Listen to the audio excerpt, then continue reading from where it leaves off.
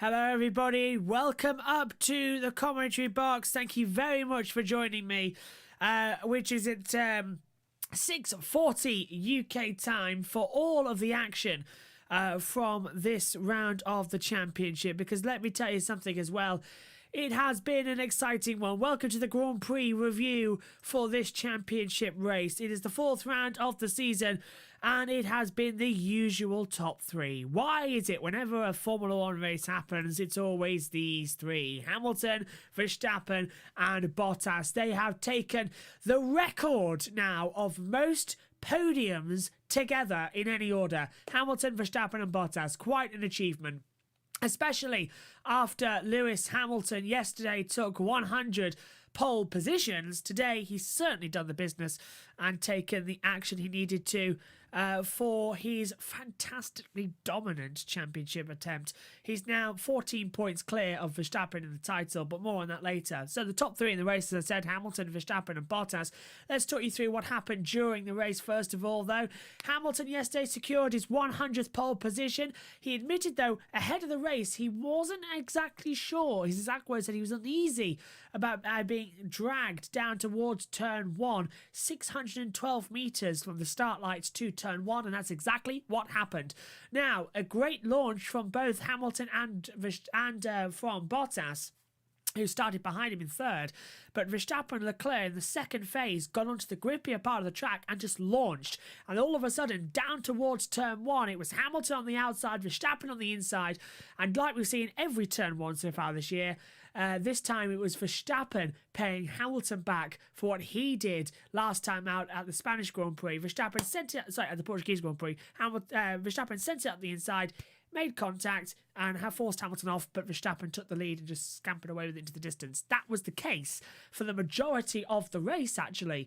But then tyre wear started to come into the factor as well. Hamilton pitted as well, changed tyres. But yeah, Hamilton sort of checked momentum to turn 1, had a knock-on effect as well. Bottas was slow out of turn 2. That allowed Charles Leclerc to get round the outside into turn 3. A fantastic move as well. Verstappen at the end of lap 1 had a 1.5 second advantage as well. Ocon was P5. He became P7. He was down as well on the deck.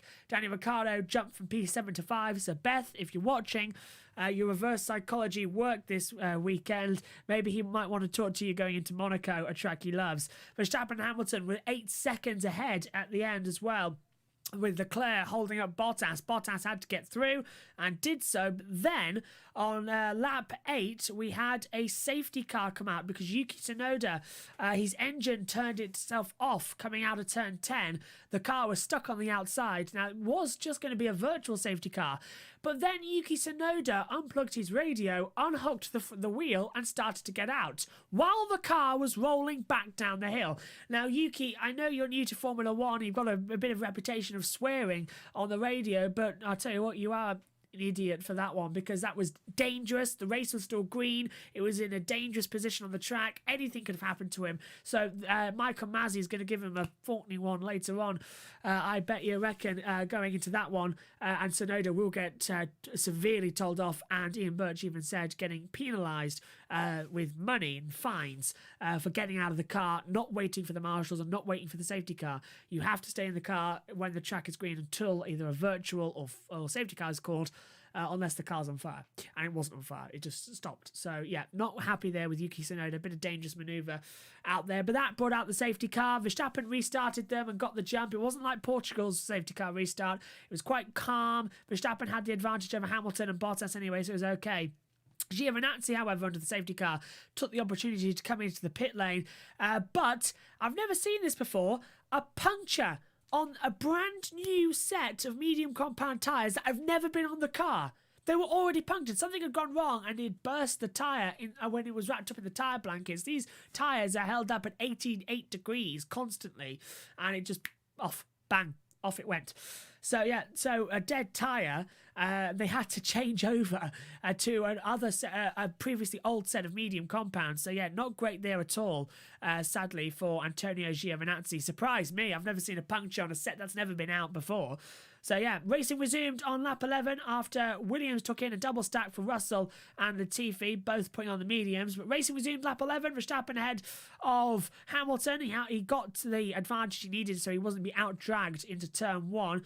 Lance Stroll put over a sweet move on Fernando Alonso, round the outside at turn 4 to go into 10th place as well. Turn 4 Repsol, quite hard to do because it sort of filters uphill into a camber, so you're automatically on the racing line for turn 5. So great move there from Lance Stroll as well. Verstappen and Hamilton were again quicker over Leclerc. The Ferrari driver was holding up Valtteri Bottas as well, but Hamilton radioed in on lap 18 saying that his tyres were going off his rear right with massive blisters, massive blisters on the side of the car, about that big on the tyre as well. So he came in eventually. Despite that, Verstappen blinked first. He pitted lap 24 and it was a 4-second stop, 4.2. The left rear tyre not going on smoothly. He emerged P5 but quickly moved ahead of Perez, and then Hamilton opted to extend his stint at the front as well. He brought in 4 laps later, so Hamilton pitted lap 28 of the race.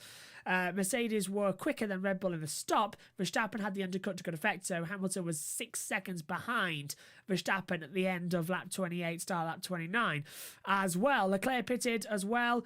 Bottas had the undercut. He pitted lap 23, got ahead of Leclerc, who pitted lap 28 as well. Good stop there. Sainz had also moved past Ocon for P7. Hamilton was rapid around the track as well. Fast lap after fast lap after fast lap. It's unbelievable. Megan, who was commentating as well, couldn't believe the action. 41, Hamilton rolled the dice as well. Now, at this point as well, Verstappen got the lead of the race again. Then Hamilton decided to back into the pit lane. Hamilton dove in on lap 41, changed over from what was brand new mediums that were 14 laps old. He decided to pit and put on a 5 lap old set of medium compounds that would take him to the end of the race. Turns out there was a very slow puncture on the other set of mediums, so he pitted for a new set and that got him to the end of the race. A genius call, whoever did that, whether it was Bono, Toto or Lewis himself or someone back in the factory as well. Briggs was very, very well done. But yeah, so then automatically we said in the commentary, Hungary 2019 was in effect because Hamilton was closing Verstappen down just like he did in 2019 at Hungary. Fresher tyres compared to Verstappen. It was all going well, and it really was well. Then finally as well, we saw the team orders. Bottas was instructed by Mercedes not to hold Hamilton up. So team orders effectively, but Bottas didn't want to do it. So down at turn 10, Hamilton slipped up the inside and Bottas suddenly stepped on the accelerator, closed up alongside Lewis, and they looked like they were going to touch. And Bottas just sending a warning shot there, I think, to both Lewis and to Toto, saying, I'm not doing that again this year. Bottas was out of the race anyway, down the order in tyres, in terms of, well, his tyres were not anything to compete with what Verstappen had. But in the future, if Bottas is in the process of leading the race, I don't want to see any more team orders. They're not good for Formula 1 this early in the season either. Further on as well, Verstappen versus Hamilton, 1v1, mono a mono, going for the remainder of the session. And then finally, on lap 60, down towards turn 1, Hamilton slipped round the outside with the DRS and got him. Hamilton took the lead ahead of Verstappen, and that's the way it remained for the remaining 6 laps as well. It was Hamilton from Verstappen and Bottas 1, 2, 3 on the podium. They now take the record for most amount of podiums in Formula 1 linked together. Now, let's take a look at the full results then for the Spanish Grand Prix. Only one retirement in the form of Yuki Tsunoda. All other 19 cars finished, bar a lap down in respect for several of the drivers. But it's Lewis Hamilton who takes victory. He collects 25 points. Max Verstappen pitted on lap 61. He decided to go for the fastest lap, much similar to what he did last weekend in Portimao. He did get that bonus point, so he's now on 19 into that race. Bottas third. He gets 15 points. Charles Leclerc finishes fourth. A brilliant weekend for Ferrari. Let's also put that out there. They were up there in all the practice sessions and they've done a fantastic job. So thumbs up there for Ferrari this weekend. Yeah, Charles Leclerc fourth. Sergio Perez is P5. He gets 10 points. Danny Ricciardo 6. Beth, well done. You've got your man 8 points today as well with your reverse psychology. Carlos Sainz finishing in P7. He gets 6 points. Lando Norris P8, finishing with 4 points as well. Great job today from McLaren, double points. They're going to be happy with that one as well. Esteban Ocon P9 getting 2 points, and Pierre Gasly rounding out the top 10, scoring the last championship point. Then we get Lance Stroll 11th, a lap down, followed by Kimi Raikkonen in 12th, Sebastian Vettel 13th, George Russell is 14th, Antonio Giovinazzi down in 15th place, Nicholas Latifi 16th, 17th for Fernando Alonso, Mick Schumacher 18th, Nikita Mazepin 19th, and out of the race was Yuki Tsunoda. Driver of the day went to Lewis Hamilton, and the fastest lap went to Max Verstappen, a 118.149 as well. A very strong performance for them this weekend. So coming into the Drivers' Championship now, this is how it looks after 4 rounds of the championship. Lewis Hamilton leads. He's on 94 points now going into the Monaco Grand Prix. He has a 14-point advantage over Max Verstappen. Valtteri Bottas is on 47 points. Lando Norris on 41. Then we get Charles Leclerc on 40. Sergio Perez 32. Danny Ricciardo 24. Carlos Sainz on 20. 10 points for Esteban Ocon. Pierre Gasly on 8. Lance Stroll 5, the same as Fernando Alonso. And Yuki Tsunoda still on those 2 points he scored back in Bahrain. No points currently on the board for Kimi Raikkonen, Antonio Giovinazzi, Sebastian Vettel, still another stinker start to the season for him, despite the fact he's not even with Ferrari. Really bad for Sebastian. George Russell 17th, he's going to score points eventually this year. Then we see Mick Schumacher, Nicholas Latifi, and Nikita Mazepin 20th, still with no points. But it's interesting to look at the top there. The gap between Hamilton and Verstappen, 14 points. And then there's such a big divide from them and Bottas as well. But it's unbelievable, the amount there. Bottas, as I said, on Bottas 47 points, Lando Norris on 41. So it's a big shift there in the championship. In terms of the Constructors' Championship, Mercedes leads the way in that battle. They are on 141. Red Bull are on 112. So Mercedes, again, skimpering away into the distance. They came into this weekend on, I think it was 90. Sorry, they came into this championship as well on less points. So Mercedes on 141. Red Bull on 112.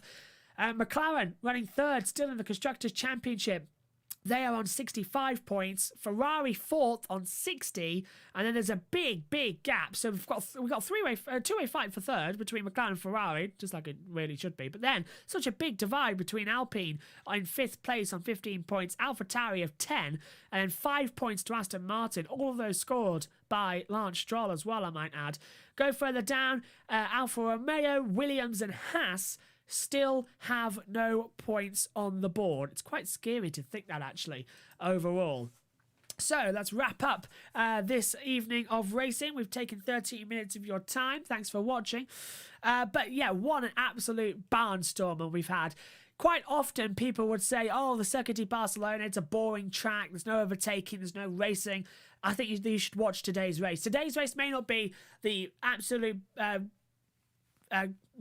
mess we had in Emilia-Romagna, but today's race was all about strategy. It was all about playing chess with the cars and the tyres as well, and outthinking your opponent one step at a time. Gut reactions like with Hamilton. It was an absolutely brilliant race. I thoroughly enjoyed the Spanish Grand Prix, and I haven't said that for a very long time, not since 2012, I think, or even 2016, when Verstappen won 100 races ago. I said that I absolutely enjoyed that race. But honestly, it was absolutely fantastic. I cannot wait for 2 weeks' time, because Formula One is back in Monaco. You heard me right. Formula One returns to the Principality for the first time since 2019. And remember what happened there? It was Hamilton versus Verstappen in what was a classic. So it's going to be a good one. I can't wait. 2 weeks' time, then we'll be back. We've got our Wednesday preview show for Monaco, because everything takes place a day earlier. So remember that one. Wednesday for our preview show. Thursday we'll have practice 1 and practice 2. Friday we'll have a special show for you, and Saturday will be practice 3 and qualifying, and Sunday will be the race as well. Don't forget, during the week in between this week and next, we'll have both races from Texas Motor Speedway for the IndyCar with their highlights, and next weekend we are live for only the MotoGP race for the French Grand Prix at Le Mans. I will also have highlights for you the following Wednesday of the Grand Prix of Indianapolis for the IndyCar series, as well as we build up to coverage of qualifying and the Indy 500 as well, that we will be covering live for IndyCar.